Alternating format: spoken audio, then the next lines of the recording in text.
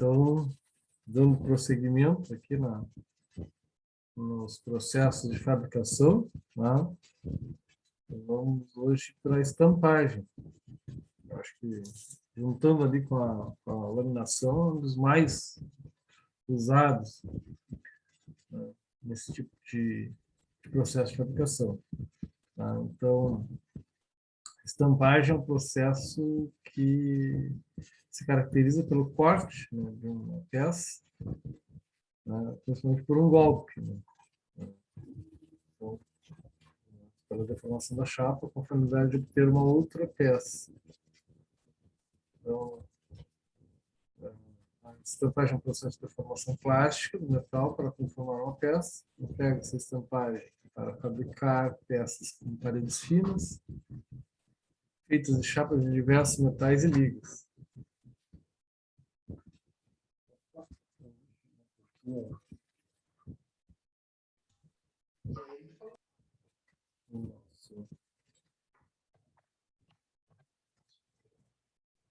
Cabe a bateria.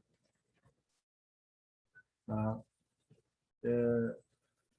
Então, a gente pode utilizar esse processo de estampagem não só para aço, mas também para vários outros tipos de metais, como alumínio, né, para cobre, para outros. Então, essa chapa para estampar geralmente é originalmente plana, né? Então, uma superfície plana. E através da operação de estampagem que a gente vai conseguir ter uma peça em formato definido. Vou ter aqui um cabo aqui, porque a internet já começou a dar aquele sinalzinho de instabilidade que ontem. Pronto. Mas, bem legal. O problema já estou com o cabo ali. Tá?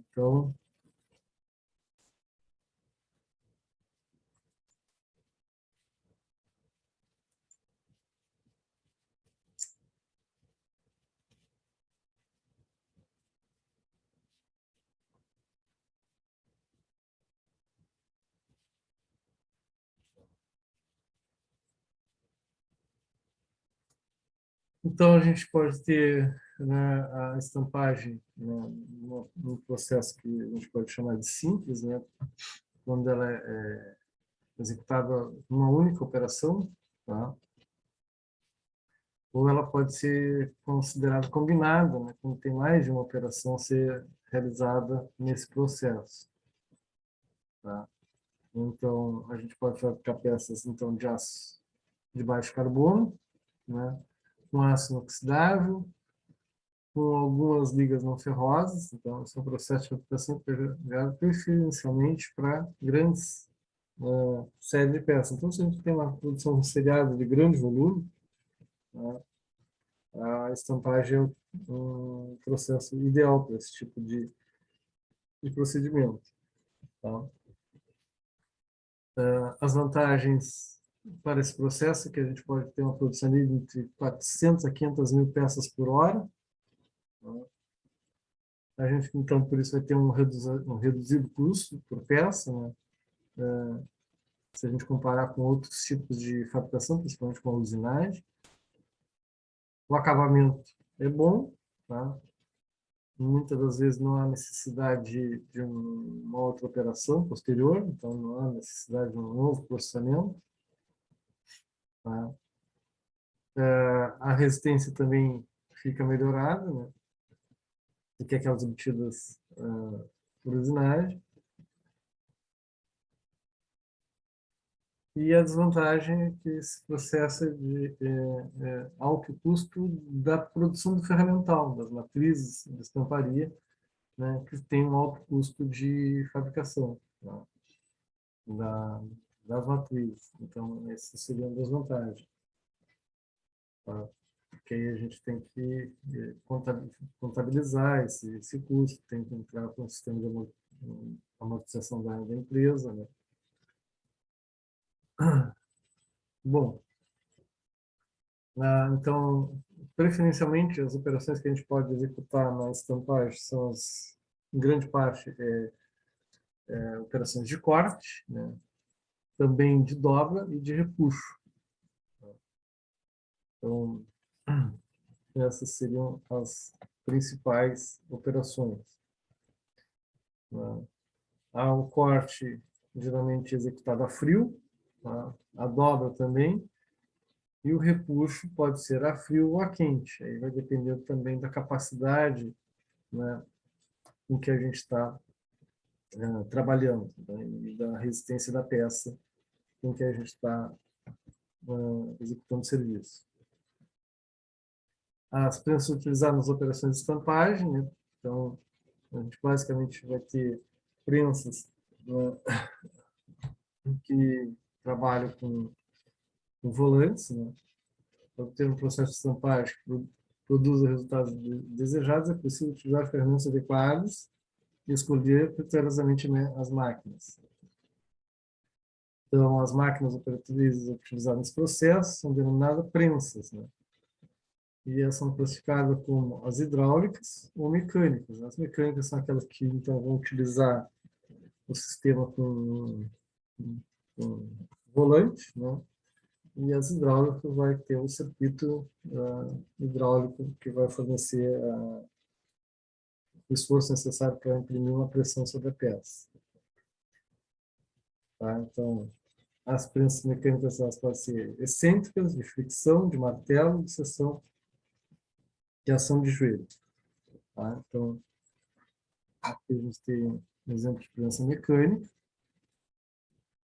Tá? As prensas mecânicas são usadas nas operações tanto de corte, dobra e repuxo. E as prensas hidráulicas elas podem ser de simples efeito, duplo efeito ou triplo efeito.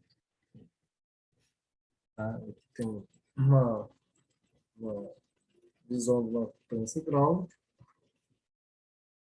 E nessa prensa hidráulica, basicamente, a gente vai poder fazer, então, as operações de dobra ou de repuxo. Tá? Vai ter, aí o tamanho vai ser de acordo com o que a gente vai querer dobrar, o que a gente vai querer repuxar.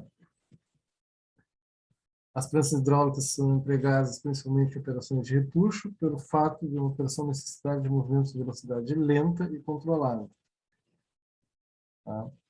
Como o repuxo é uma prensagem, né, profunda, né,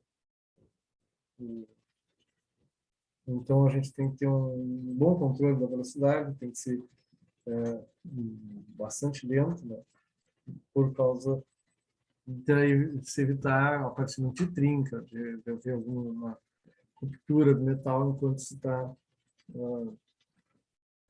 executando um serviço de prensagem. Na figura 117, que é essa próxima aqui, né, a gente está vendo ali a porcentagem de penetração do macho em relação ao comportamento mecânico do material processado.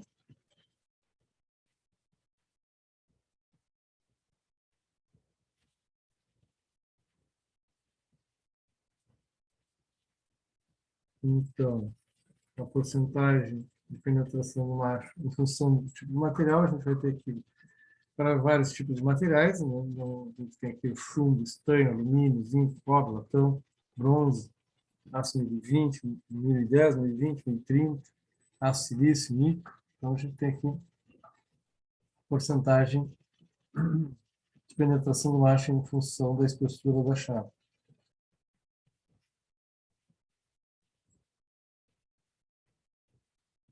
Tá? E que vai dar os esforços que a gente vai ter aqui, estão incluídos aqui, né? A força de corte, né? Uma força lateral e qual vai ser o ângulo. Então, ali a gente tem a força de corte máximo, a força lateral, X é a penetração do macho, E é a espessura da chapa e F é a folga entre o macho e a matriz. Tá? Então, só para a gente ver, então, qual seria, né, o ângulo de penetração. Buenas. Folga de corte, tá? Tem que seria a folga para poder melhorar a extração da peça que está sendo estampada, Tá? A exatidão das peças obtidas mediante o estampo do corte depende, em primeiro lugar, da precisão que foram construídos os elementos cortantes do estampo. Tá? A folga entre a punção e a matriz depende da espessura da chapa e da natureza do material, que poderá ser duro, macio e etc. Tá? Então, considera-se folga de corte a folga existente entre punção e matriz. Tá? Essa folga que tem é para poder que o material se solte aqui da matriz, não fique enterrado na matriz. Tá? Então, vai ter uma pequena comicidade aqui, para que depois do momento que houve o corte da peça ali, que a punção cortou a peça, né, esse material seja despachado adiante. A tolerância de corte, por sua vez, é a folga do corte total existente entre punção e matriz, ou seja, 2 vezes a folga do corte. Quando há folga excessiva, com a aplicação errada, temos como consequência a peça com uma rebarba e abaulada, ocasionando ainda a quebra das punções ou marchas delgadas. Tá?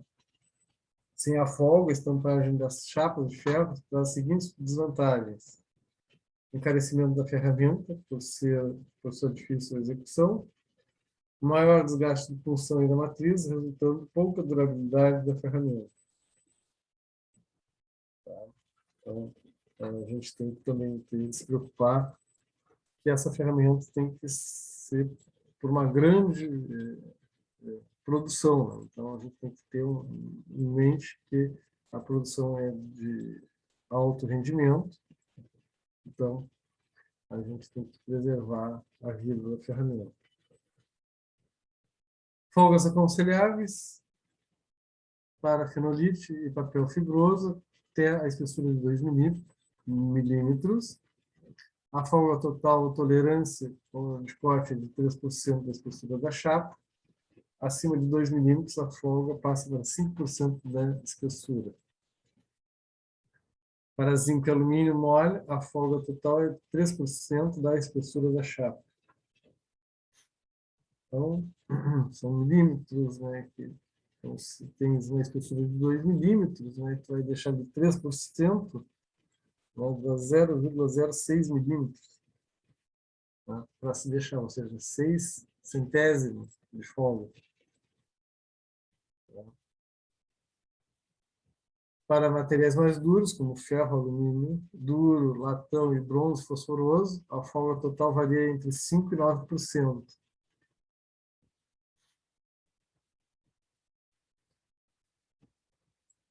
Então, ações de furar e recortar. Primeiro, então, a operação de furar, né? As dimensões da peça são as do macho ou do punção, consequentemente, a matriz ficará com folga de corte. Em produtos com precisão, considera-se o fechamento, isto é, a passagem com pressão de punção do produto até o instante de ruptura. Daí resulta o fato da medida do furo da peça ser menor do que o diâmetro de punção. Tá? A operação de recortar, nesse caso, as dimensões da peça serão as da matriz, portanto, o macho ficará com folga de corte. Em produtos com precisão, considera-se o crescimento. Então, o que vem a ser crescimento? Que é a passagem com pressão do produto pela matriz. É adotado um valor de fechamento e crescimento igual a 0,03 milímetros por face de corte. Esse valor foi conseguido por meio de experiências. Tá? Então, não foi através de cálculo, foi através de experimento, né? Ou seja, acerta e erra, e foi se adotando esses valores. Determinação de medidas para punção e matriz, considerando a tolerância da peça. Quando os furos da peça mostrados no exemplo da figura 249, figura 249.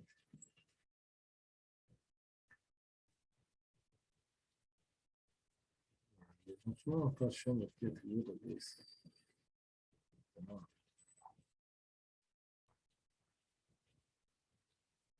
120, 121. Ficamos sem a figura 2,49.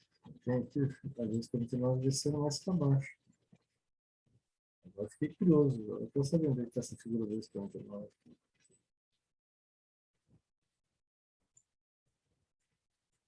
2,49 descer a figura do capítulo 2.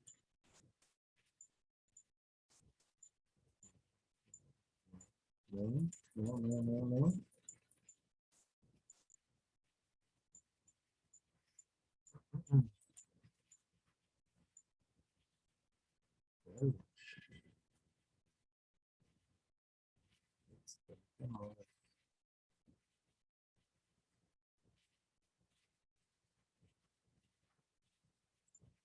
Não tem 2,49.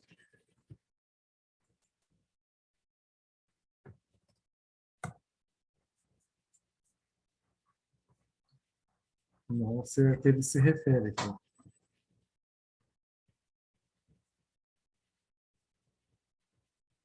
Para a tolerância acima de 0,5 milímetros, considera-se medida máxima permitida mais 0,5 milímetros. Para as medidas externas dos produtos recortados, indicados em desenho, tais como arruelas e produtos semelhantes, a medida mínima passa a ser, ao mesmo tempo, a medida da matriz. É válida, portanto, a medida mínima das tolerâncias indicadas no desenho. Tá? Então, aqui tem um exemplo de um desenho para arruela. Tá? E as fórmulas a seguir estabelecem as tolerâncias necessárias para furar e recortar. Então, medidas adotadas na operação de furar. Medida teórica, mas tolerância máxima. Tá? Que é igual ao diâmetro de punção, menos 12 mais 20. Tá? Punção mais folga, diâmetro da matriz, menos 10,20 mais 0,46. Ele está tirando isso daqui do desenho. 12 e 30. Uma folga de 0,05 e 0,046.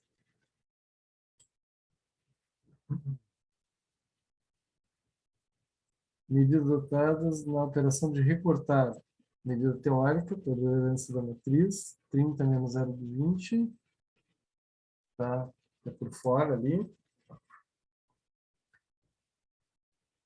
E esse 0,20 é 0, quantos por cento? Daí isso é 6%. Deixa eu ver aqui. 0,20 de 30. Quantos por cento dá de 0,20? 5%, 10% é 30, 10% seria 3. 0,3% seria 0,30. Não, 0,90. 10% é 0,30. Está entre 6 e 7%, para estar 0,20. Tá? No 0,6 e 0,7%. Bom, matriz menos folga dá o diâmetro de punção. Aqui ele não botou o que era diâmetro de punção, menos 12 mais 20.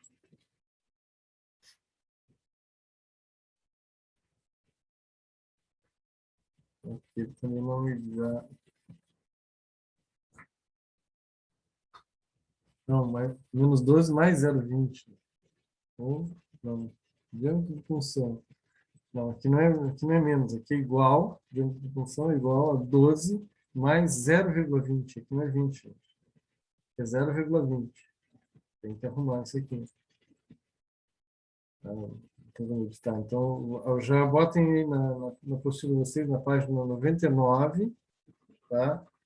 Ali onde diz medidas adotadas na operação de furar. Medida teórica, mas mais tolerância máxima, tá?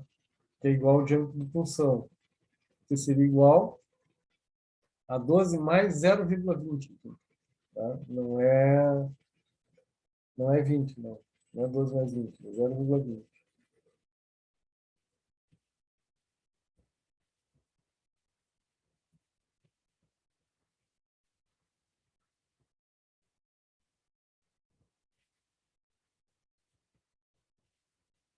Depois tem ali diâmetro da matriz,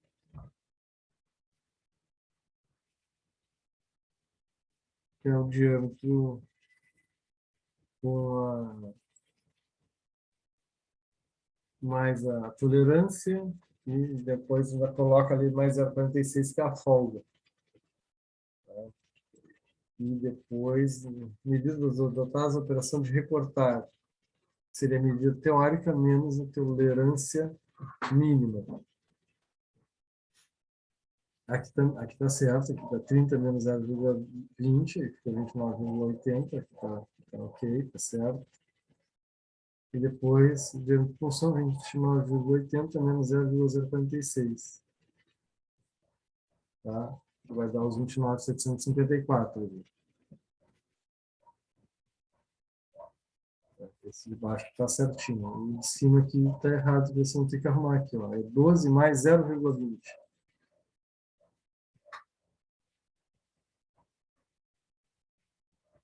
Ah, não se esqueça de arrumar na apostila aí para não ficar errado. Vocês chegaram a imprimir ou estão com ela no PDF? Quem tiver em PDF, bota uma anotaçãozinha aí, né? Onde vocês fazem a anotação, ó, trocar o valor da página 99, tá? No item medida teórica, mais tolerância máxima, é 12 mais 0,20. Tá? O ângulo de saída alfa no furo da matriz. Tá? Então, esses ângulos sempre tem que se colocar quando a gente está desenhando, está projetando uma matriz, né?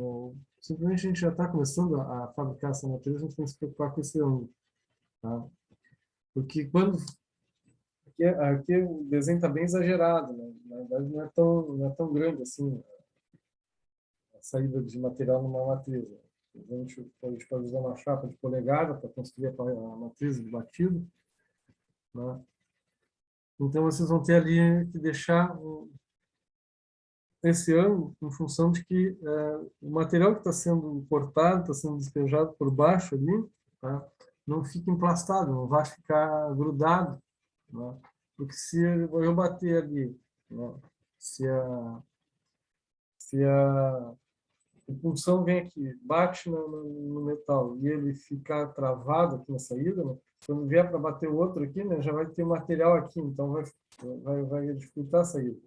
E se a gente tiver o ângulo bem certinho aqui, o que acontece? A impulsão vem, bate e não tem como o material ficar encalhado aqui. Ele vai sair, vai ser despejado lá do outro lado. Tá?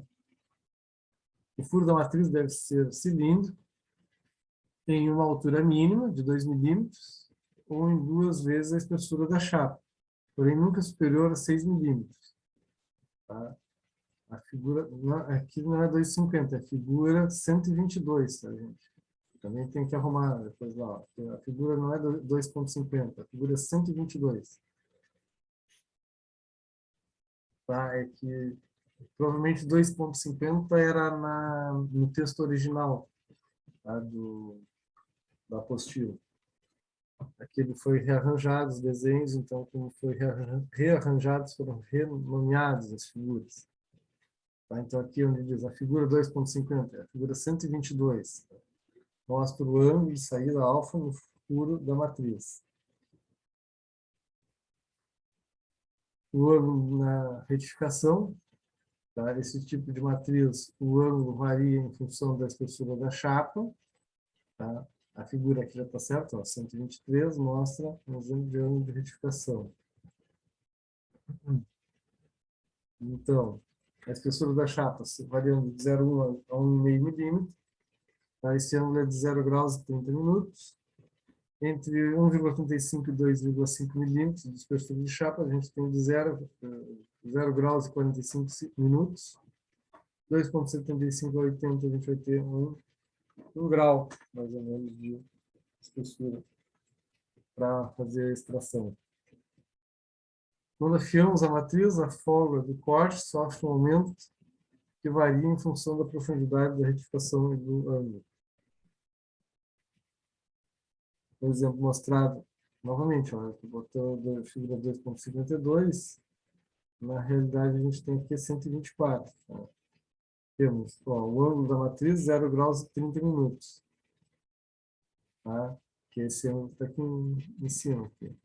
No caso, era 4 graus. 4 graus, né? 0 graus e 30 minutos. Tá? Então, se eu tiver aqui uma chapa com 4, se eu tiver uma saída aqui de 4 milímetros, né, qual vai ser o afastamento máximo por baixo? 0,034 milímetros. Ou seja, 3,4 centésimos de milímetro.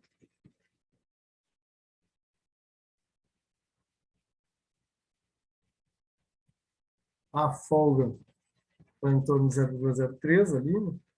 Então, é importante salientar que a parte cônica deve ser feita em todas as arestas, contorno da peça, por onde a peça ou o retalho vão passar. Tá? O estudo da tira. Antes de iniciar o projeto de uma ferramenta, é necessário fazer um estudo preliminar para o aproveitamento racional da chapa. Tá? Isso também é importante, né? Para projetar o aproveitamento máximo da chapa para não haver desperdício. Né? O que sobra, às vezes, está se fazendo, está se estampando, por exemplo, algumas arruelas. Tá? A gente está fazendo ali uma produção de arruelas. O que vai sobrar, né, naquela arruela é aquele retalho de metal que a gente chama de retalho de moeda, né, que é aquele todo redondinho, né, que é todo redondinho. E depois se usa muito aí para fazer grelha de churrasco. Né? Essas grelhas de churrasco todo redondinho ali, né, de metal com vários, né, recortes redondos, ele já é retalho, né? Ele já veio do processo que usaram para estamparia ou de arruelas, ou para fazer algum outro tipo de material que tinha um formato circunferencial. Tá? Então, é importante sempre aproveitar o máximo possível da chapa para diminuir o custo. Tá? Então, antes de iniciar um projeto de uma ferramenta, é necessário fazer o estudo preliminar para o aproveitamento racional da chapa. Tá?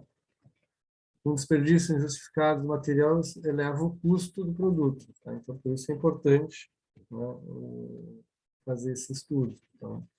Para que se tenha um gasto menor, né, um maior aproveitamento possível desse metal. É preciso, portanto, cortar convenientemente a chapa em tiras de modo a evitar sobras ou aparas.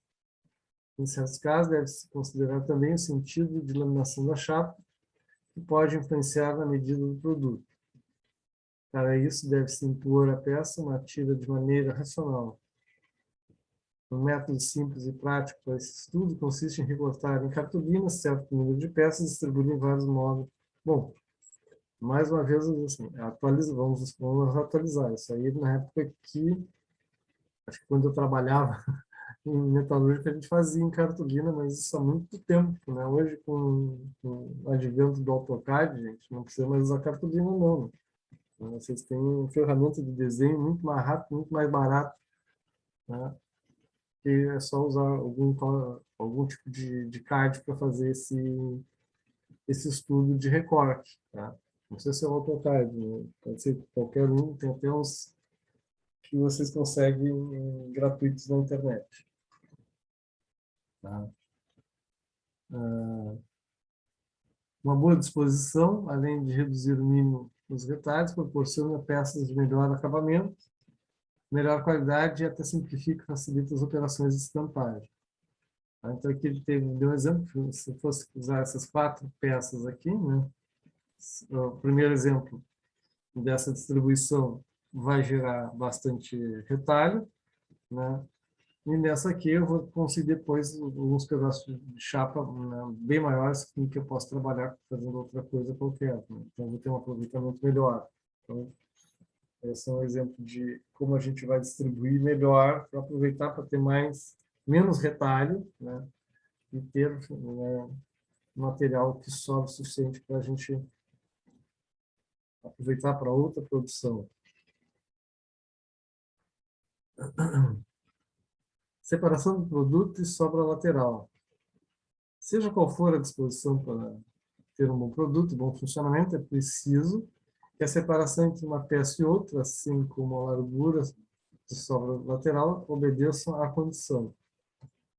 Vamos ver que ele fala de X, T e E. Vamos ver quem é X, quem é T e quem é E. E é a espessura. Tá? As condições necessárias para que a tira de sobra seja mais rica. Não foi observada a sobra. Pode ceder com arrasto, pulsão, provocando interferência e as inevitáveis consequências. Produto incompleto, mal acabado. Engripamento ou ruptura da própria ferramenta. Vamos identificar quem é quem, esse aqui.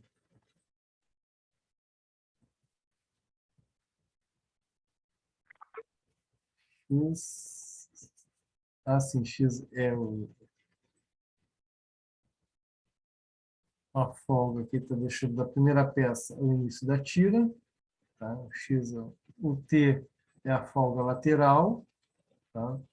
Então, seria assim, a folga da peça em relação à lateral da chapa. Onde eu vou localizar, né, a chapa para ser cortada? Aqui está me deixando aqui, ó, o T aqui o X, e o E seria a espessura da chapa. Então, ele recomenda, né, que essa distância do primeiro corte ao longo da chapa seja igual à espessura da chapa. E que a distância, a menor distância entre a lateral da peça a ser cortada e a lateral da tira também seja, né, que é o T ali, também seja igual à espessura da chapa.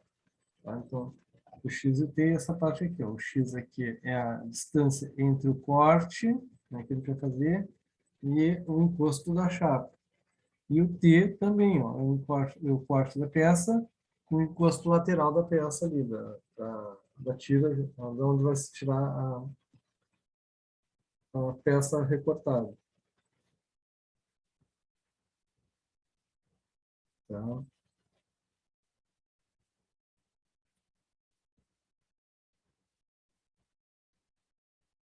Então, aqui, disposição. Aqui, então, ele já está falando mais sobre como fazer os cálculos quando a disposição tem. Aqui está dizendo que está tudo enfileirado.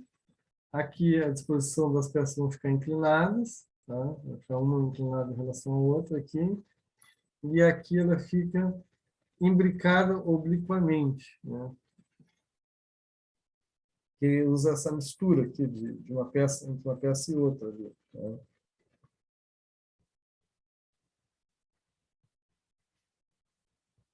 Também um monte de cálculos aqui.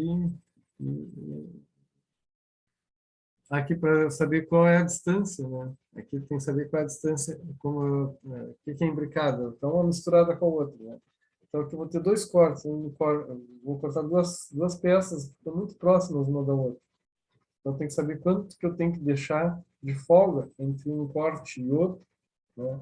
Já que vai ser muito próximo, para que não haja nem rebarba, né? Nem deformação dimensional, né? A gente não tem nenhum defeito dimensional, né?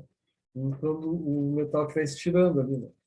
Quando começar a prensagem, né, vai acontecer uma estiragem do material. Esse material vai tender a se tracionar aqui, né? E pode haver uma estiragem. Então, a gente não pode ter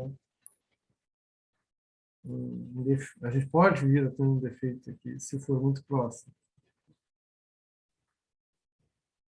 A escolha de uma ou de outra disposição depende da quantidade de peças a produzir. O custo da ferramenta varia conforme se trata de um corte reto ou inclinado, de corte simples ou com retorno, ou de corte duplo. Tá? E depois a gente vai precisar, então, saber qual é o esforço necessário para cortar a chapa. Tá? O cálculo da força necessária de corte, então a gente vai ter aqui a força de corte, é o perímetro a ser cortado, ou seja, quanto que eu tenho de contorno da peça, tá? A espessura da chapa que eu vou cortar, tá? A tensão de cisalhamento dessa chapa, que é um dado que o fabricante vai nos fornecer no catálogo, a gente vai ver, vou pegar o catálogo lá, né? Então eu tenho lá, minha chapa é da Belgo Mineiro, né? Então eu vou lá no catálogo Belgo Mineiro, pego o catálogo, vejo lá, ou de uma outra fabricante de chapas, aí eu vou lá e vejo no catálogo qual é a tensão de cisalhamento admissível, tá? E esse 1,2 é o fator de segurança, né? E aí a gente já começa a botar alguns fatores de segurança, né? Para eu, quando botar uma força de corte dessa, eu vou buscar uma punção, né? Já sabendo que essa punção não vai dar problema, né? Então eu já eu vou buscar uma punção que ele está dando ali 1,2 de fator de segurança. Eu, no mínimo, eu já vou sempre buscar uma punção que aguente 20% a mais da força que faria. Tá? Aqui tem uma tabela é geral, né, de valores de tensão de cisalhamento. Tá? Então, aqui a gente tem o percentual de carbono, 0,1, 0,2, aço 1010, 1020, 1030, 1040, 1060, 1080. Tá? Tem aqui, então, de acordo com o percentual de carbono, então eu vou ter aqui também se ele está recozido, né? Se ele está cru, então aqui tem o valor. Se ele for recozido, o 1010 recozido é 25 quilograma força por metro por milímetro quadrado. Tá? Se não for recozido, ele vai ser 32 quilograma força por milímetro quadrado. E assim por diante. Lá tem ali para o alumínio, para a alpaca, que é uma liga de cobre, níquel e zinco. Amianto em folha, sinto muito, mas amianto não se usa para mais nada, né? Então, tem umas coisas assim que essa apostila tem que ser atualizada, né? Então, mais uma vez, falou em amianto, esqueça amianto, tá? Eu vejo um seriado, tem um negócio de construção, acho que na Discovery, eu sei que quando os caras estão reformando uma casa e descobrem que tem amianto, Deus livre, né? Os americanos têm pavor de amianto. Já chamam os caras com máscara, com macacão, com tubo de oxigênio, tira todo mundo de dentro da casa para poder tirar o amianto da casa. Soubesse que aqui no Brasil a gente tem até caixa d'água de amianto, né?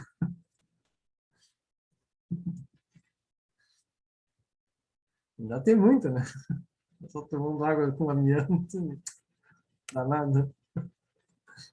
Telha de amianto, caixa d'água de amianto, danada. Mas o amianto já não faz mais parte da nossa vida. Tá? Com muita gente lá na fábrica em Esteio. Buenos. A prata, tá ali a função de cisalhamento da prata, do bronze fosforoso, tá? Do papelão de espessura variável, cartão duro, cartão maqueletizado, tá? Também porque se vai ter prensa, pelo menos para corte, né? De papelão, de cartão, mas na indústria não é gráfica, que faz caderno, que faz agendas, que faz assim. Bom, não me vem o nome agora, o tipo de indústria que é. Tá? O celuloide, o couro, o duralumínio, tá? A fibra dura, a borracha, compensado de madeira, a mica, latão, chumbo, cobre, resina artificial pura, estanho. Mais uma vez tem um outro carinha aqui também, que vai ser meio difícil vocês encontrarem, chumbo, né? A baquelite, tecido baquelitizado, tá? Então, tem aqui as tensões de cisalhamento, que são as tensões de corte, né? É o quanto que o material resiste ao corte. O cisalhamento é a parte quando a gente vai usar o corte, quando a gente faz um plano escorregar sobre o outro, né? Que é basicamente, por exemplo, o que a tesoura faz, o que a guilhotina faz uma peça.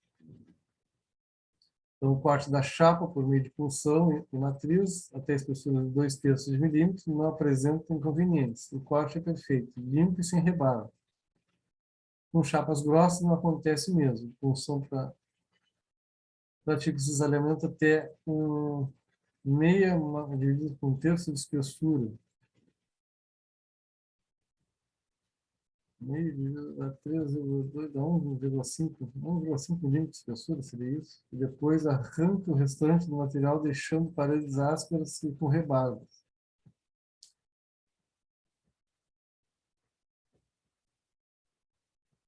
Eu acho que aqui tem essa informação, acho que o punção pratica o cisalhamento até metade, mas acho que aqui era mais 1/3 da espessura. Metade dividido por 1/3 dá 1,5 de espessura. Acho que aqui o símbolo está meio mal colocado aqui, mas vamos ver. Exemplo, determinar a força de cisalhamento para obter uma peça de aço inoxidável cru de chapa de 2 milímetros de espessura, conforme a figura 131. Tá? Buenas. Então, vamos buscar tudo que precisa na equação. A equação nos diz que a gente tem que ter o perímetro a ser recortado. Tá? Então, a primeira coisa é o perímetro. Depois a gente tem a espessura e depois a gente tem a tensão de cisalhamento e 1,2 é o nosso fator de segurança. Então, e ele me diz aqui que o material a ser cortado é aço inoxidável cru. Então, vamos lá, aço inoxidável cru. Então, ele tem uma tensão de cisalhamento de 60 kg por milímetro quadrado. Tá? Na verdade, 60 kg a força, tá? Por milímetro quadrado. Não é 60 kg, 60 kg a força por milímetro quadrado. Isso também você tem que arrumar, porque não se diz quilograma, é quilograma força por milímetro quadrado. E tem então ali a espessura de 2 milímetros, tá?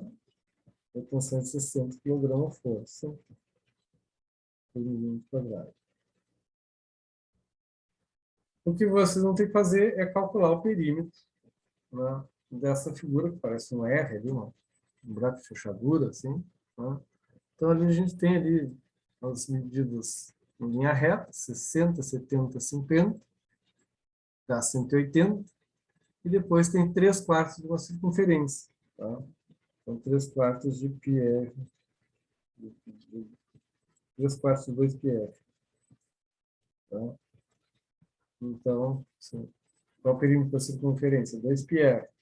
E a gente vai andar 3/4, só tem 3/4 da circunferência. 1, 2, 3/4. Não chegou a fechar toda a circunferência. Tá? E o raio da circunferência é de 30. Então, é 3/4 de π vezes 30 vezes 2, 60. Então, daí eu não sei se 3/4 de π, 60. Tá? Então, aqui vai dar o perímetro. 30 mais 60 mais 70. Que eu falei 180, mais 3/4 de π, o diâmetro, né? Pode dizer que 60 é o diâmetro. Então, ele arredondou, por causa do π aqui, né? O π vai dar uma conta quebrada, mas na hora de pegar para capar, você está na empresa lá, tem que fazer, o cara assumiu lá na seção de traçagem ou de corte, né? E tem que fazer o cálculo rápido, tá? Usa π igual a 3, gente. Tá? Π tem 3,14, mas se usar o π igual a 3, não vai perder nada, até porque você já estão botando um fator de segurança em cima. tá? Então, vai ali, faz 3/4 vezes 60 vezes 3, tá? Então, isso aí vai dar 15 vezes 9,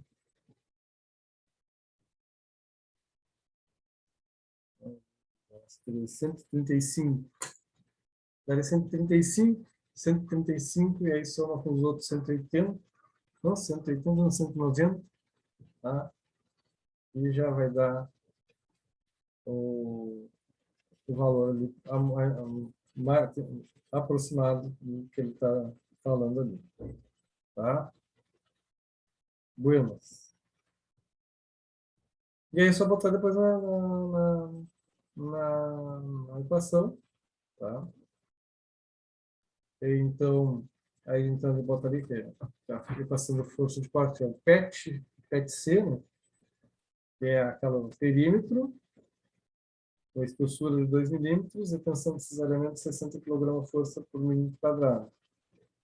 E ainda tem que depois multiplicar isso por 1,2, né? Então aqui até ele explicou melhor aqui, dizendo que, ó, que o fator de segurança é...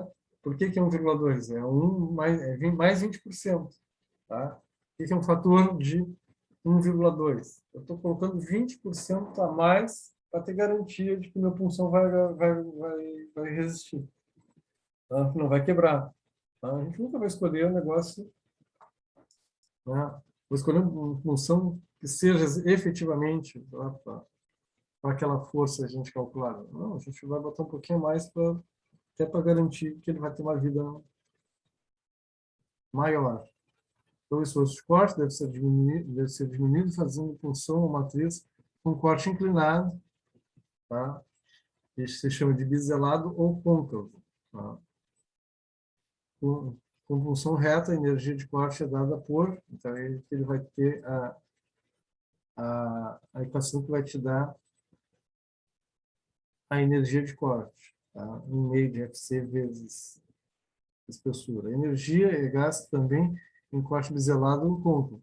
A única diferença é o fato de que, enquanto a força de corte da função reta age durante todo o percurso, tá? Do início ao fim do corte, né? No que é côncavo ou biselado, ele só ali naquele início onde cortou e depois que ele aliviou para a descarga, né? Vem o ângulo de saída, ele não há mais gasto de energia.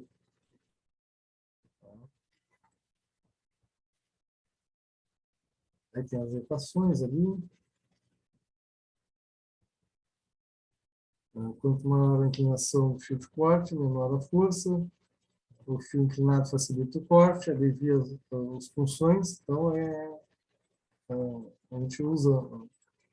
Se usasse uma função reta aqui, né, fica mais difícil de se executar. Então, ou eu vou usar esse biselado, assim, que ele fica inclinado, tá? Ou se usa aqui côncavo. Esse é mais usado, esse côncavo aqui, né? Porque ele já recorta todo ali, ó, e tem essa folga ali, ó, que alivia, né? Essa aqui ajuda a aliviar as tensões. Então, eu vou ter uma tensão menor, vou ter um esforço, uma energia de corte menor.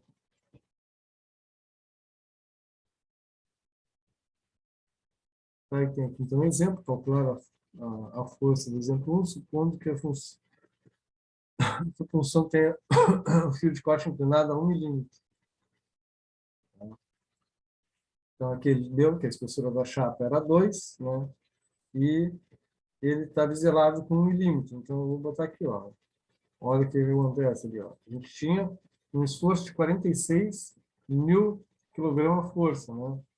Eu já tinha calculado aqui, ó. O esforço era de 460 mil kg-força. Vou botar um F aqui, tá, gente? Não se fala, tá? É errado se dizer quilograma para força, tá? Força é quilograma, força ou mil. Nunca se diz que esforço físico é quilograma. Quilograma é massa, tá? Vamos consertar isso.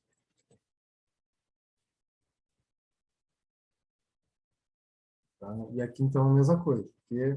Só que aqui faltou um zerinho aqui, ó. Que ele tinha calculado, era 460 mil, tá? E aqui, então, é 306 mil kg-força. Tá? Então, ó, vocês notaram lá em cima, ó, tinha um zerinho a mais, ó, lá. Ó, aqui, ó, 460 mil. Então, não era 436 mil. Vou pegar uma calculadora aqui para ver qual das informações está equivocada. Se essa aqui ou a lá de baixo. Vamos ver aqui. Vou deixar tudo certo aí, para não ficar a informação tapando. Depois o cara vai estudar, vai fazer um trabalho, aí pega a apostila e se machuca, né? Vamos ver aqui, ó. 1,2 vezes 320 vezes 2 vezes 60. É 46 mil aqui. Tem um zero a mais aqui, ó. Ele botou 460, está com 430. Ele tinha um 80 aqui, na verdade ele tirou fora. Pronto, tá.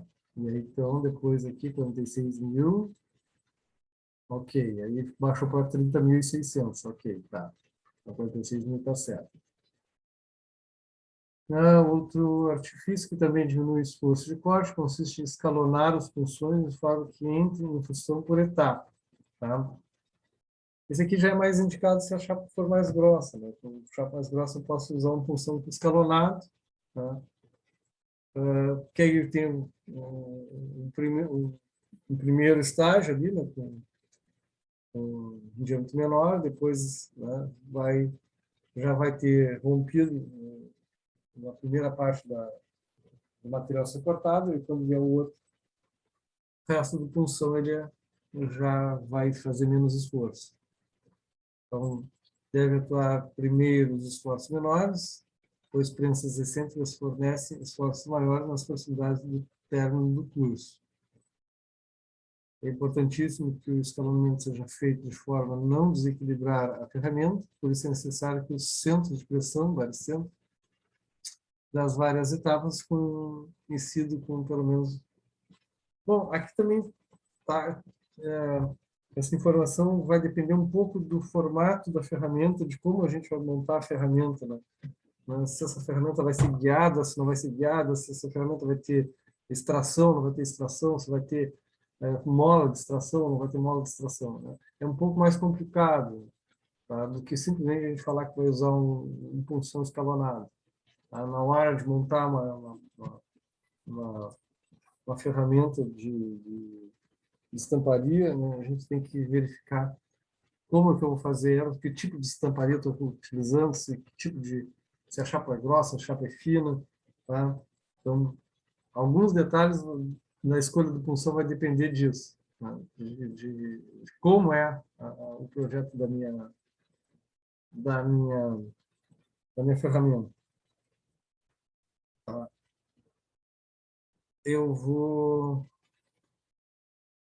botar para vocês ali, tem um livro que eu recomendo para vocês, se um dia vocês se interessarem por estamparia, né? Porque se vocês saírem daqui de Rio Grande, né, você vai para o mercado tipo Caxias do Sul, Canoas, tem muita estamparia para aquele lado de lá, né? E, então tem um livrinho bom que ele ajuda, que é um livro só de estampas de corte, tá? Traz dicas, só dica profissional para utilizar na hora de montar uma ferramenta de estampa. Tá? Então, as operações de estampagem, o corte, a dobra e o embutimento ou o repuxo. Tá? O corte consiste em separar uma chapa com uma porção de material de contorno determinado mediante golpe de prensa, tá? Utilizando o ferramental apropriado. O corte geralmente pode ser com essa prensa excêntrica, tá? Que é um golpe mesmo. Ele vem, bate, tira o metal fora e já era. Tá? A dobra, como o seu nome diz, consiste em obter uma peça formada por uma ou mais dobras de uma chapa plana. Tá? Por isso é utilizada uma ferramenta denominada estampo de dobra. Tá? Porque aí quando a gente vai fazer alguma... Geralmente a gente vai trabalhar com chapa plana, né? E eu quero nessa chapa plana né, promover algum perfil de dobra nela, fazer um canto, fazer uma cantoneira, uma coisa que eu valho na minha chapa, tá? E aí eu preciso ter uma matriz, né? Tem que ter a punção e a matriz de dobra, tá? Por isso que depois a gente vai voltar lá no dobramento, né? A próxima, depois da estampagem, a gente volta, que estava como segunda operação, depois da laminação, eles botaram dobramento. Então faz sentido que o dobramento venha depois da estampagem, tá? Porque eu acho que até faz uma parte do... Tá? Porque o dobramento geralmente pode ser feito com prensa hidráulica. Tá? Depois a gente tem o embutimento, o repuxo, tá? Que é uma forma de estampagem, né? Que ela necessita de bastante esforço, porque é uma operação de grande profundidade. É como diz ali, ó, é uma operação finalizada em produzir formas de recipientes, né, como as canecas, como bacias, panelas. Tá? Então, a gente pode produzir panelas, a gente pode produzir canecas, a gente pode produzir caixas, né, tubos. Então, a gente centro de rodas, a gente pode fazer várias coisas utilizando então o embutimento repuxo. Tá? Há muitos anos atrás, né, panelas faziam com um torno de repuxo, né, que exigia muito do operador. Hoje a gente tem então, as prensas hidráulicas que substituem com grande facilidade, tá, o trabalho que era feito com grande esforço físico. Tá? Então, ali também requer alguns cuidados, né, no estampo de repuxo, né, para que não haja rompimento do material. Então, tem que ter todo um cálculo também da velocidade, da profundidade do repuxo, do material que está sendo repuxado. Tá? Então, não é... Aqui ele volta a falar do corte, a gente até fez os cálculos de função, de tudo aqui, né? Então está voltando de novo na operação de corte. Né? O corte de chapas de metal é realizado por meio de força de cisalhamento, são essas forças que a gente acabou de calcular, né? Que tinha nos exemplos anteriores ali, né? Era o cálculo de força de cisalhamento. Tá? Então, está voltando um pouco no tempo aqui na apostila. Tá? Aplicadas na chapa pelos dois cantos de corte da ferramenta, essas forças criam tensões internas, que ao ultrapassar o limite de resistência ao cisalhamento metal, provocam a ruptura por fim a separação. Então, o cisalhamento a gente viu lá na semana passada, né, quando um plano escorrega sobre o outro. Né? Então, um plano do reticulado dos átomos vai escorregar sobre o outro. Então, essa força de cisalhamento ela vem para fazer isso, ela vem para empurrar um plano sobre o outro até que eles vão começar, os átomos começam a se desgrudar, quebrar as ligações entre eles e vai fazer, então, a ruptura. O corte é realizado fundamentalmente em 3 etapas, né? Deformação plástica, redução da área, tá? Então, vai vendo aquela estricção, vai vendo a diminuição da área de contato e depois a fratura. Né? A fratura, depois que rompeu, os planos romperam um com o outro, vai para a fratura. Depois que entrou no sistema de fratura, aí a coisa vai fluir mais rápido, tá? Porque não segura mais. O metal não segura mais as deformações. Tá? Passou do limite de ruptura, que a gente diz. Tá? O metal tem Então, os elementos empregados é o punção, que é realmente o cara que vai promover a ruptura, tá? A matriz, é onde a gente vai sentar e vai ser executado o serviço, tá? E aí, aquilo que a gente já falou ali, né? A folga, né? Que existe entre a punção e a matriz, e o alívio da ferramenta, que é aquele ângulo que é para despachar, então, o que foi separado da tira ou da chapa que a gente está trabalhando. Tá? Então, está se repetindo um pouquinho aqui, né? Então, aqui tem a punção, né? Tem a chapa. Então, para que não haja engasgamento, tem que ter essa folga aqui, né? Entre a matriz, tem que ter um pouquinho de folga entre a matriz e o punção. né? Que nem a tesoura, né? A gente pode imaginar a questão da tesoura, né? A tesoura ela não pode, ela sempre tem uma folguinha ali, né? Para poder passar uma guilhotina sobre a outra, né? Tá? Quando a punção desce sobre a placa, o material começa a deformar-se até um limite de escoamento seja ultrapassado. Depois que passou o limite de escoamento, só tem mais adiante o limite de ruptura, que é bem próximo do limite de escoamento, dependendo do material. Tá? O material interforçado a penetrar na matriz, formando uma calota na parte inferior, por causa da deformação plástica. Tá? Então, aqui também, se a gente usa o punção cônico, né, já diminui um pouco essa formação de calota aqui. Tá? Com a continuação da aplicação da força de punção, o metal continua a penetrar na matriz, reduzindo a área da região de corte. Logo inicia-se a fratura, que começa no canto do corte de punção, para em seguida prosseguir no canto do corte da matriz. Tá? E, novamente, voltamos aqui ao cálculo da força do corte, né? A gente já tinha lá atrás, tá aqui a espessura, perímetro, só que agora não está com L, e tensão de cisalhamento, de ruptura de cisalhamento. Tá? Agora está em quilograma força. Agora está certo. Agora. Atenção, quilograma força por milímetro quadrado e a força em quilograma força.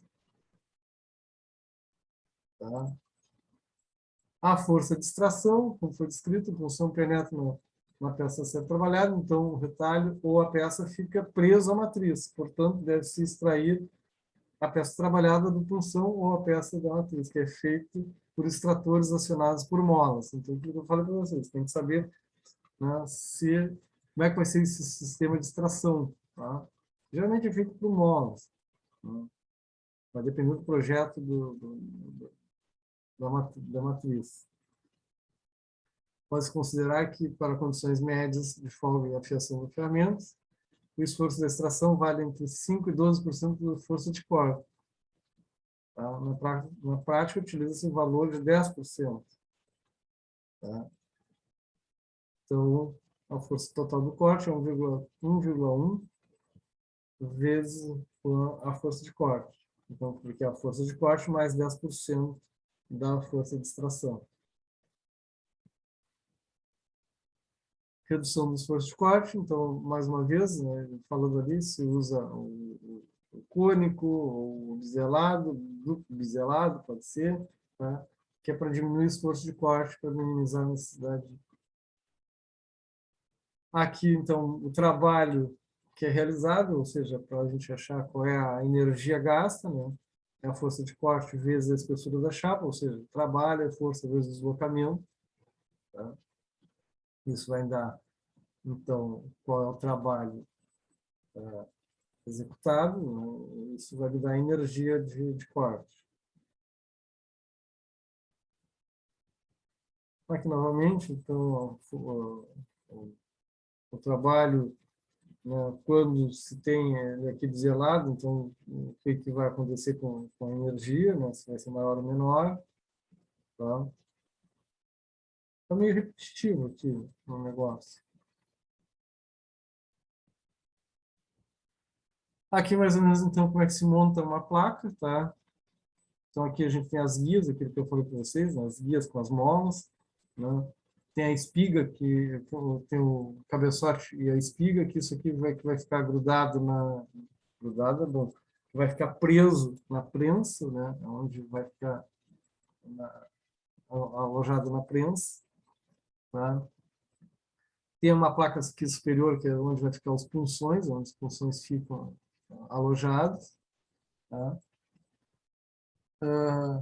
E depois a gente tem ali o extrator, que é o que vai posicionar para a saída do material. Aí entre o extrator e a matriz ali vai a chapa, ali, que vai ser, então,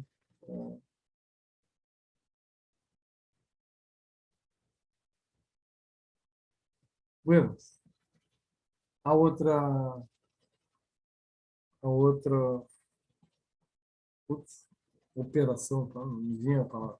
Outra operação dentro desse mesmo molde, né, de usando prensa, repuxo, né? Então, né, ele botou separado, mas continua dentro da parte de estamparia, né? Consiste em obter uma peça de forma qualquer, partindo do desenvolvimento de uma chapa plana, tá? A teoria que estuda o fluxo do metal nessa operação é bastante complicada, pois se baseia nas propriedades do metal da fase de plasticidade a frio. Tá? Então, o que ele vai falar aqui? A técnica de repuxo começa no limite de relação material, termina um pouco antes do limite de ruptura. Portanto, então ele fala aqui que a técnica de repuxo começa no limite elástico do material e termina um pouco antes do limite de sua ruptura. Tá? Então, é que entre o limite de ruptura e o limite de escoamento e o limite de ruptura, né, a gente tem uma diferença de tensões muito próximas uma da outra. Tá?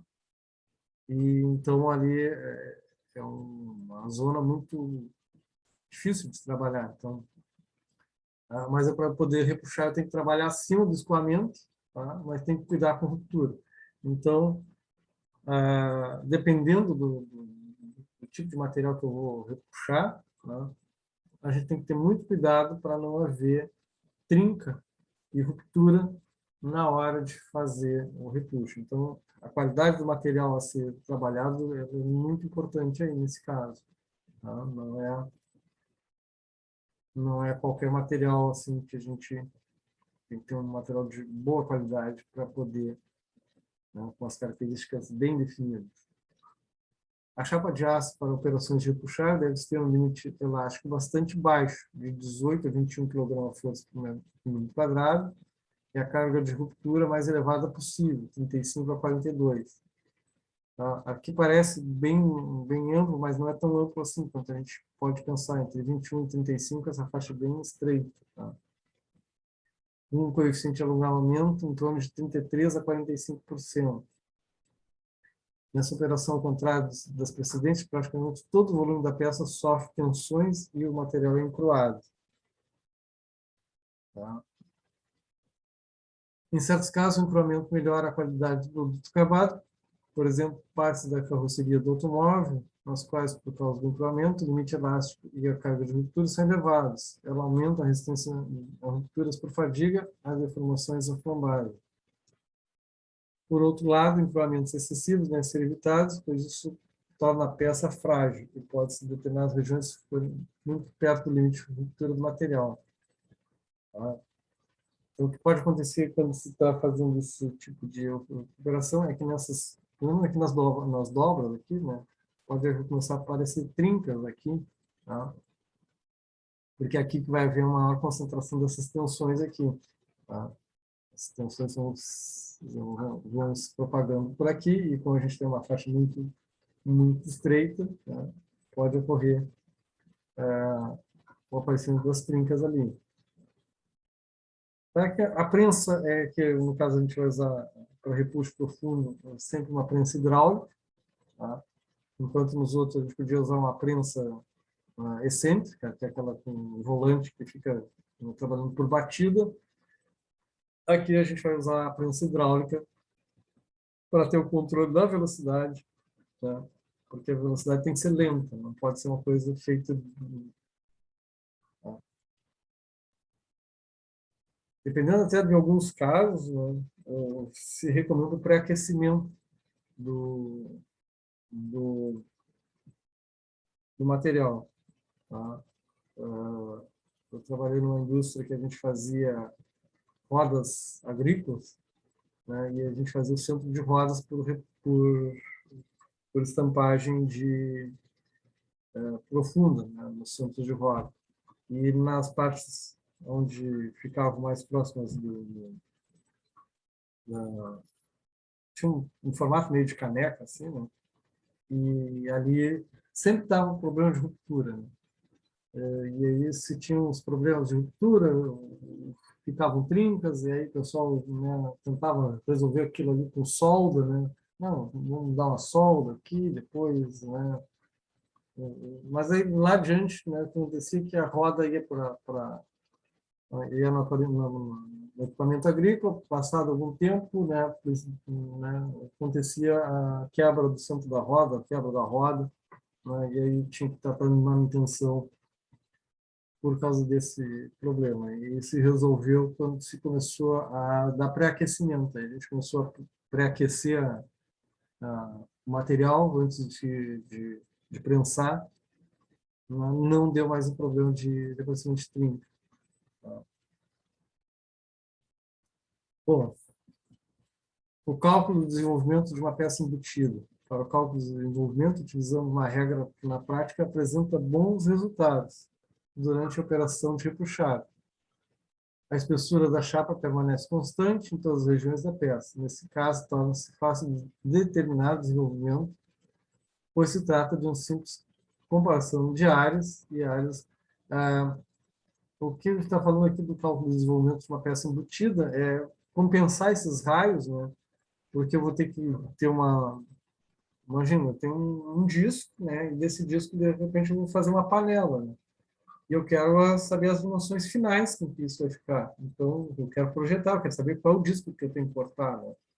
Eu não vou primeiro cortar, depois ver a sobra ali, para, né? Tem alguns aqui no Brasil que fazem isso, né?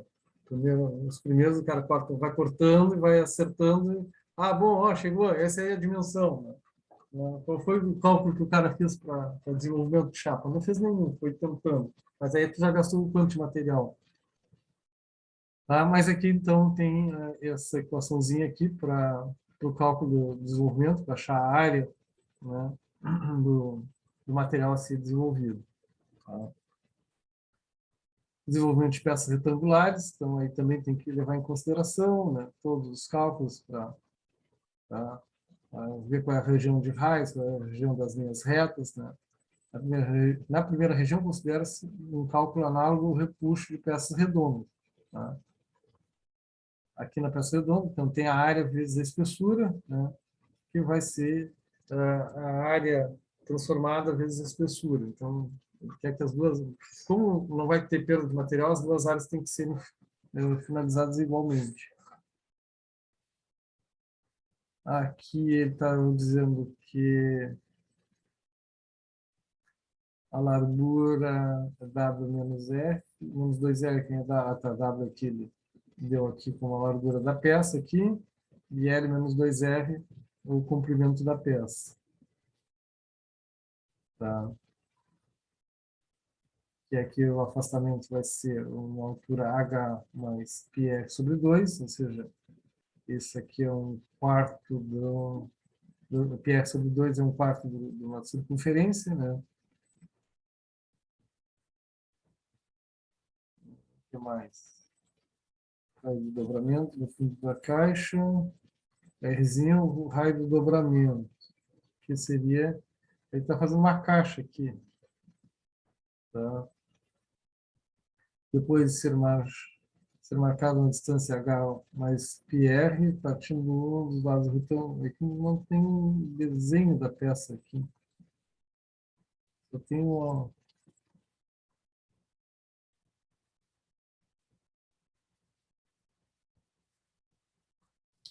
Deixa eu ver se eu consigo, pelo menos, esboçar para vocês alguma coisa.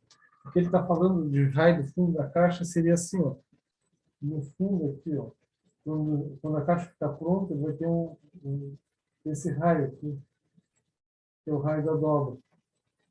Tá? Tem a parede que vai ficar lateral e tem a parede do fundo. Esse raiozinho que eu estou falando aqui, ó, é o raio da dobra do material aqui. Do outro lado também vai ter, ó. Então, essa altura aqui, ó, H mais o raio. Esse está dizendo que é H mais o raio. Que é esse comprimento que vem daqui até aqui.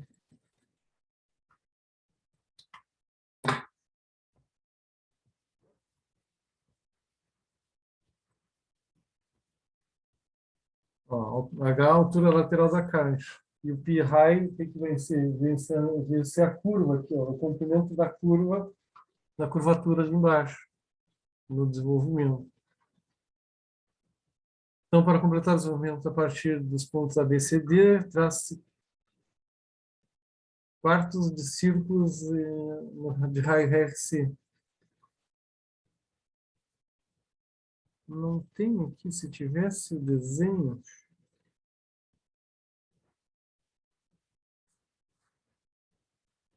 Esse aqui eu vou dar uma olhada, gente, num desenho melhor. Esse aqui está um pouquinho, eu vou pegar esse meu livro de estampa de corte lá, que eu acho que eu tenho isso aqui melhorzinho, porque esse desenho, só esse superior aqui está ruim de ver aqui. Tá? Fica ruim da gente explicar o que está acontecendo aqui sem ver direito a peça pronta. Tá? E aí amanhã eu falo para vocês essa parte aqui eu vou pegar o desenho mais bonitinho. Tá? Um esforço de embutimento, tá? Assim como a gente fez a força de corte, que a gente tem que ter um esforço, qual é a força que a prensa tem que fazer sobre a peça que vai ser embutida. Tá?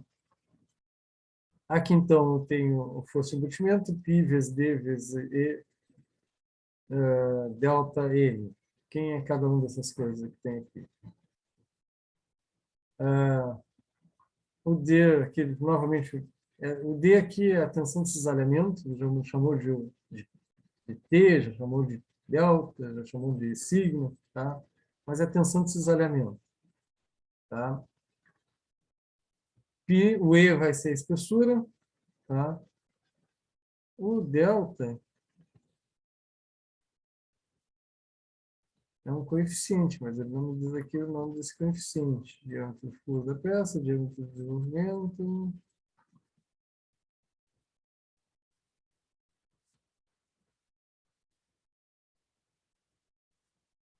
Uma tarefa fácil, só que tem umas coisas que estão... O que é M, que é... Vamos ver aqui no exemplo. Aqui tem exemplo.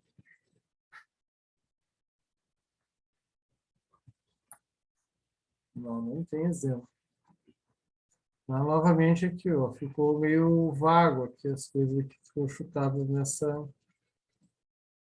nessa equação aqui.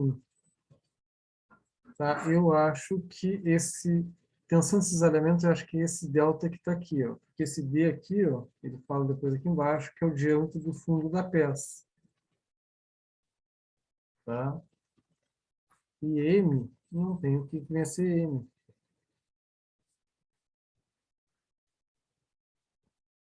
Ficou meio no ar, para o embutimento de cilindros realizados sobre matrizes corretamente construídas e providas de prensa-chapa, podemos dizer que a força de embutimento pode ser dada pela seguinte equação. Sendo um coeficiente que depende da relação D por D. Qual foi o coeficiente? Deve ser o M. O M deve ser o tal do coeficiente que depende da relação diâmetro do fundo da peça pelo diâmetro do desenvolvimento. Tá aqui, ó, M. Só que está com um M maiúsculo. Tá aqui, isso aqui é um M maiúsculo. Aqui, ó. Tá? M é o tal do coeficiente que vai ali. Tá?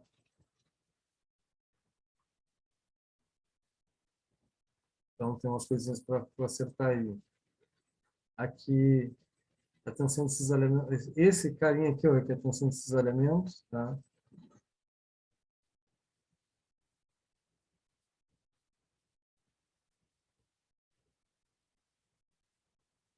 Porque a força de embudimento tem que ser menor do que a área resistente vezes a tensão desses elementos.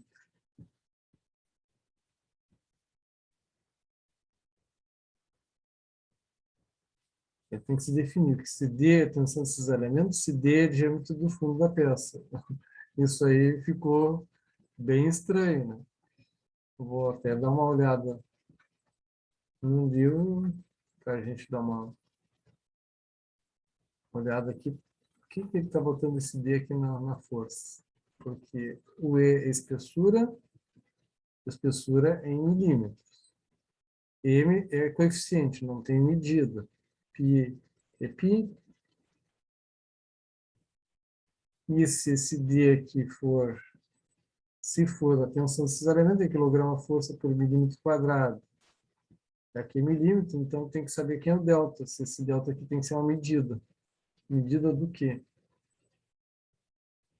Tá? Porque eu tenho aqui, então, quilograma-força por milímetro quadrado, vezes milímetro.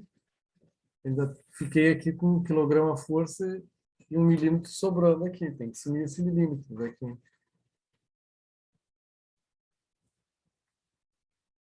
Eu vou dar uma pesquisada direitinho para informar para vocês, porque isso aqui tá meio capenga, gente. Tá? Então amanhã eu dou um retorno para vocês direitinho de quem é quem nessa equação aqui. Tá? Esse carinha aqui tem que saber quem é ele. Ele não me diz quem é. Ele deve ser alguma medida. Qual medida é? Vamos descobrir. Amanhã eu passo para vocês. Tá? Então, vou até dar uma parada aqui, nem vou falar mais o negócio da folga, porque já terminou aqui. Tá? Depois amanhã a gente retoma essa parte aqui. Aí falta a dobra. A dobra estava lá na página 54, se não me engano.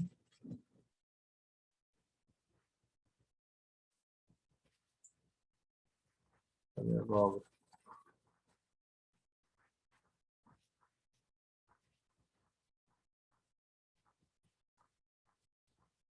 Era então,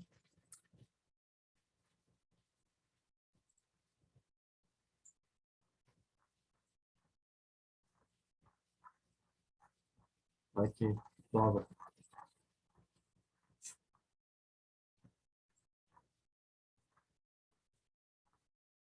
Ó, aqui está até melhor. Ó. Então, amanhã a gente vai ver na parte da dobra o que ele está fazendo lá no finalzinho daquele do repuxo é calcular o desenvolvimento da chapa, porque quando a gente vê a chapa, eu tenho que ver quanto que vai, né, que a gente vai deixar ó, de chapa aqui, ó, porque vai ter que fazer essa curva aqui.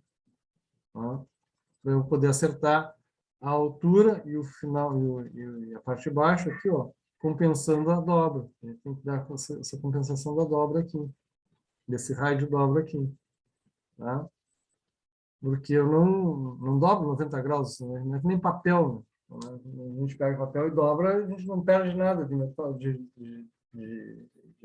papel, né? Então, aqui, ó, quando eu fizer essa dobra aqui, eu vou perder essa parte aqui, ó. Tem que compensar isso aqui, que eu não vou conseguir chegar na altura que eu quero. Tá? Então, eu tenho que dar, na hora de calcular o disco, eu tenho que dar material a mais, né, para que o fundo fique com a dimensão que eu quero, né, e a altura fique com a dimensão que eu quero, compensando esse raio. Esse desenho está bem melhor do que aquele outro lá. Tá? Aquele desenho que ele está tentando mostrar lá não mostrou isso aqui. Tá? Por que que era H mais PR? O H mais PR é exatamente para compensar isso aqui. Ó. Faltava um desenhozinho bonitinho assim. Né? Então, vou dar uma ajeitadinha para vocês amanhã para conversar direitinho. Tá? Aqui na parte de dobra estava mais bonitinho. Ó. Então, aqui está falando melhor, então amanhã a gente vai explorar melhor isso aqui. Ó. Aqui a parte de desenvolvimento, na parte de dobra está mais... Está explicando melhor aqui. Ó. Essas transformações que ocorrem na parte da dobra.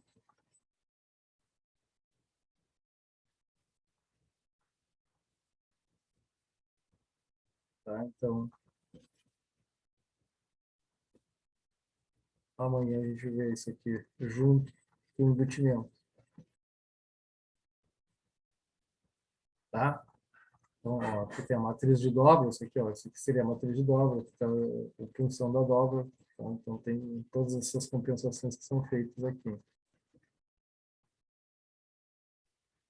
Eu vou marcar aqui já para amanhã, página 34.